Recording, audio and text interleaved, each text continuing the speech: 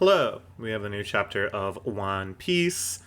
The last one ended on a very exciting climax of Luffy fighting Kizaru, unleashing Gear 5. That thing he does. And this chapter's title is the best possible title it could possibly have. Luffy versus Kizaru. It's just, I don't know, it's like so exciting to me. I talked about this a lot in the last chapter, that Oda managed to like protect the strength of this character so much despite all of these power-ups, all of these new characters introduced, all of these new threats. Kizaru has remained this like terrifying entity, as terrifying as he ought to be, given his ability to turn into light. How do you fight somebody that turns into light, even if you are some sort of resurrected sun god? We're gonna find out. This is very, very exciting. It's like not just exciting that they were able to maintain the reputation and aura of this character as being so unfathomably strong, but that now we have actually reached the end game of these series. This series where these characters are like not invincible anymore. Excuse me. Oh, I'm so excited. I'm like gassy. Where now, this could be a fight that happens. We have a cute little cover page here. Little tassiers, which are like tiny little monkey guys stealing some eyewear. They must have big heads, because the glasses of a full-sized human fit perfectly. Okay, so gigantic Gear 5 Luffy grabbing Kizaru. Gonna toss him. I love how nonchalant Kizaru remains. Even though this is like an unprecedented danger for him. Everybody else looking on. He launches him flying. Okay. Alice going to take control of the pacifistas. Now this is just it. This is where that whole hierarchy of command is becoming very relevant again. Because at the top, they think, is the Stella and Vegapunk, right? Because they don't know there is one of the Gorosei, the Five Elder Stars, on these battleships that has an even higher authority than Vegapunk himself. Yeah, there's no higher authority here than Vegapunk. Whoever controls the pacifistas wins. Ah! Oh, no, no, no. Poor Atlas. I feel like Atlas is gonna die soon. This poor giant girl.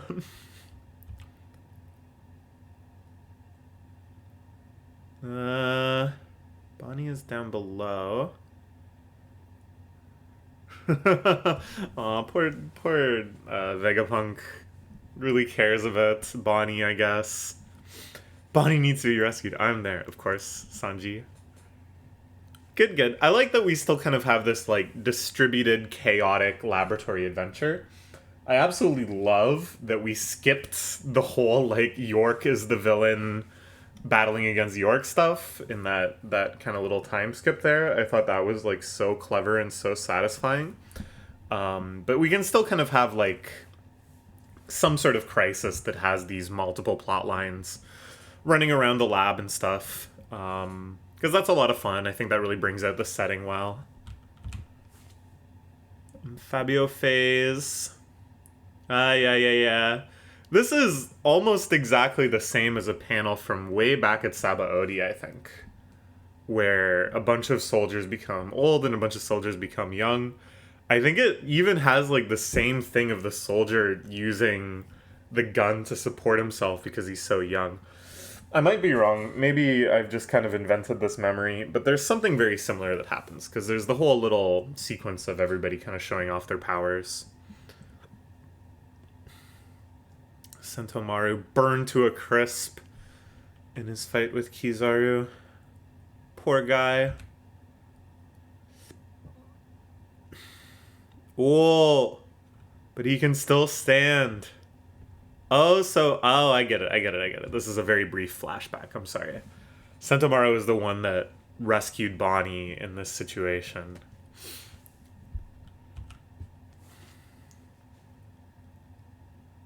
Are you fighting? Whoa!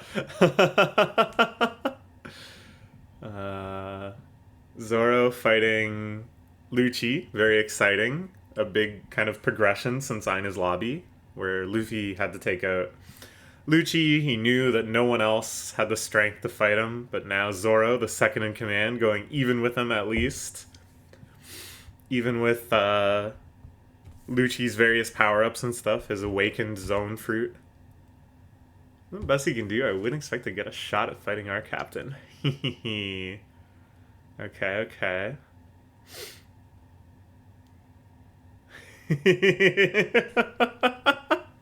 This is just so exciting, even just on the level of like seeing Kizaru do a bunch of stuff, because I just think he's such a cool character. And now he really gets to be in the spotlight, firing off a blitz of light laser techniques, reforming himself in the middle of it. Oh! Now this is him getting serious. This is something that we've never seen him have to do before. But forming a ton of different bodies out of his light. This is the sword attack that he used to fight against Raleigh. So obviously something pretty strong. If he's busting it out against the Pirate King second in command. That was hollow. And this is just like a term he's just made up like right now. So this is kind of interesting. Like bit by bit, we're seeing all the stuff that like Gear 5 is capable of, what it is and isn't capable of. He can still like get hurt just like normal. He gets slashed by a sword, he's gonna get hurt. And here he uses a move called Dawn Whip. And it's like neat because a lot of his techniques kind of get simple again, just like a normal kick. Stretchy, sure, but like, you know, the sort of stuff that he was doing way back in like East Blue fights. It has that sort of like, I don't know, just like nice choreography, simple choreography. Of course, he's fighting against the whole light army. Ooh, okay, he stamps through all of them. Did I get the real one too?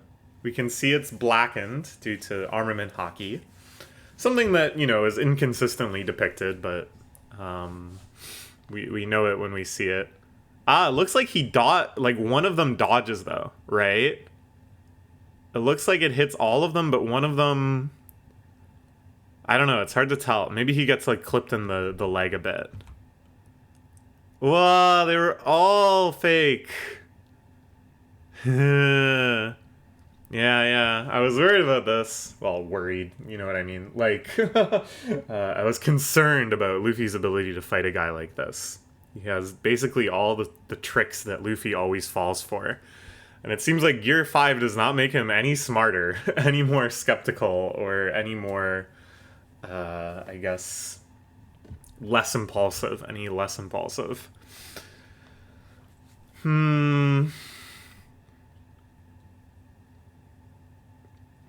Okay, busting out the Vegapunk 8.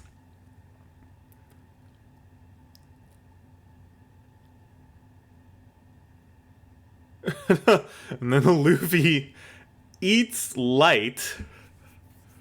Okay. See, this is what I'm saying. This is the beauty of Gear 5, is that every matchup just becomes so crazy and so unique to that matchup. Like, the sort of shenanigans we're gonna see here are so different than any other Gear 5 fight shenanigans. Ooh, okay. And then, of course, we see the shot of St. J. Garcia, the even higher overriding super authority. All right, good chapter. A lot of Kizaru versus Luffy, which I was super excited for. Looking forward to more of that. And kind of an establishment of some B-plots that our other characters are going to get mixed up in. Trying to save Bonnie, trying to escape, all this good stuff. And yeah, it looks like we're not going on break next week as far as I know. So I'll see you in like 7 days. Talk to you later.